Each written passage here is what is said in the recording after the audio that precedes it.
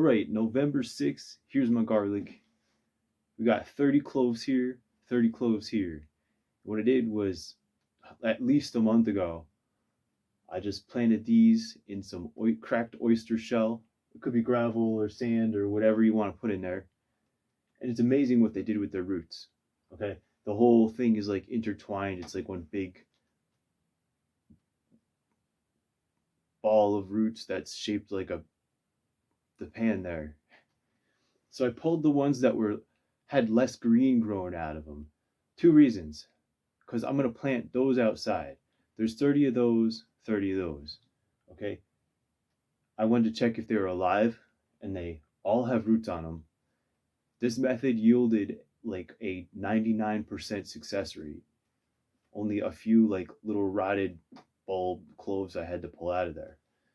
But even the ones that showed no sign of growth up top, as in no green shoots coming out the top, still had very well developed root systems. So we're going to plant these out, and we're going to check on the garlic. So definitely found some garlic.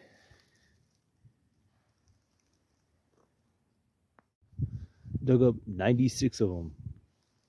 These are the biggest two that I dug up. This one might be bigger than that. There's a few I left in just because they're already spaced perfectly and need to keep growing. Kind of ultra hydrating the roots here. And some water. This little garlic looks kind of like grass right now, but you can see down the row, it's a very big row of garlic, and it's absolutely impregnated with it. In the process of changing the systems over from a gravel-based vulcanite type deal to wood shavings, I may need to add something like a wood pulp, like you would find in a moistened wood pellet, to the mix. The shavings may be too airy for the roots, but we'll see. It's light as a feather, almost. One thing to notice, just want to show you, these are the roots on the cuttings. Like all I did was cut them and stick them.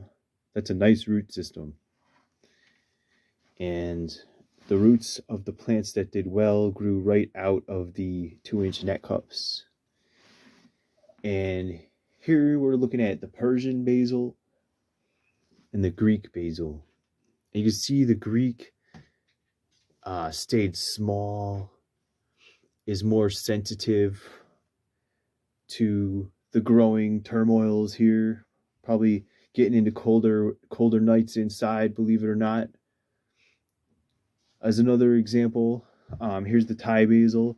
Like the Greek basil, has also done very well in spite of temperature and dryness, and now everything has been rehydrated, but now it's a temperature issue.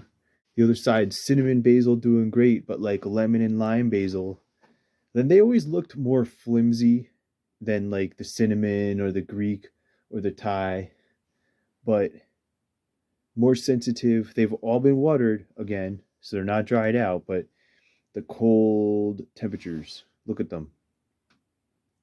Lemon and lime basil. Cinnamon. Mammoth. Emerald Towers. Emerald Towers, that's a little disappointing. That looked like pretty fragile to the temperature there. It's a beautiful plant though. Hey y'all, it is the day before Thanksgiving. Happy Thanksgiving. Quick updates. Got all the grow systems changed over to the wood shavings. I'm concerned about the wood shavings. There might be too many air pockets in it. Maybe I have to mix like something like a wood pellet with it. But anyway, the basil is doing good, except it's subject to temperature problems now. I got some beans planted in there. We'll see if they sprout. Again, it's cold. The other side, and I went ahead and I took and I put like the moonflower and the morning glory. I don't know if you can see them. Trying to regrow them. I don't know if they were already like way too dead but they might regrow from the root. These things, it's hard to tell. They look like collard trees, but they're actually lettuce. It's hard to tell if they're still alive or not. Again, possible air pocket problems. So like this one, clearly dead, but like that one may be alive. To the other side, a similar situation. You know, are they dead or alive? It's the temperature and stuff. You may ask yourself, well, Digger, it's inside your house. I mean, how cold can it get?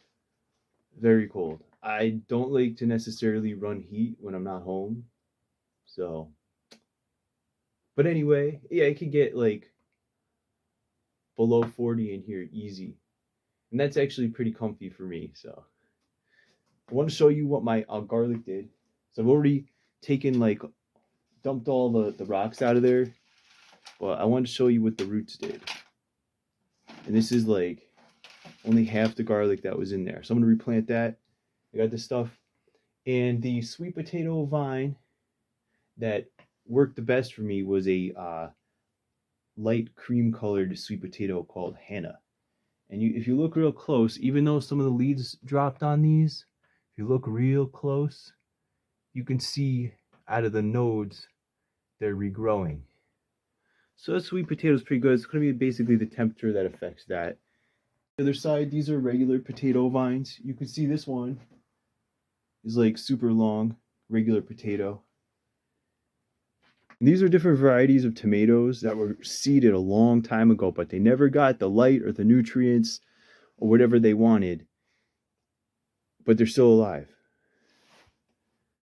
And these two tomato plants, on the other hand, are doing pretty good. And will this little icy baby regrow or no?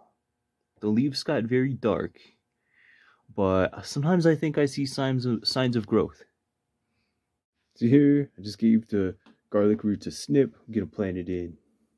So here we have everybody tucked in and happy. Happy Thanksgiving.